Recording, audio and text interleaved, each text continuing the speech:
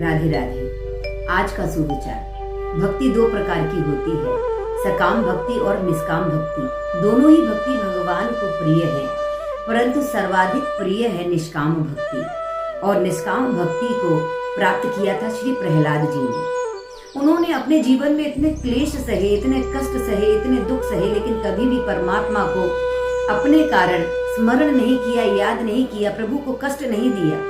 और जब उनके पिता ने प्रहलाद जी को मारते हुए और खम्भ की तरफ देखते हुए ये प्रश्न कर दिया कि बता तेरा नारायण कहाँ है, तब प्रहलाद जी का विश्वास बोल पड़ा कि पिताजी आप गलत प्रश्न कर रहे हैं। अरे मेरा नारायण कहाँ नहीं है, आपको ये सोचना चाहिए।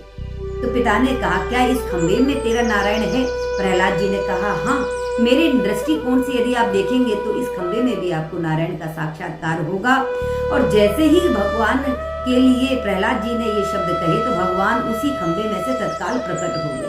और फिर आप सब जानते हैं, गगड़ गड़गड़ानो खम्भ फाटो चरचरानो, निकसो नर नाहर को रूप अति भयानक है, ककड़ कड़कड़ावे दसन जीव लप लपावे, चितवत सरोज मानो अंग जात खानो है। भगवान नरसिंह के रूप में प्रकट हो गए। क्यों हो गए?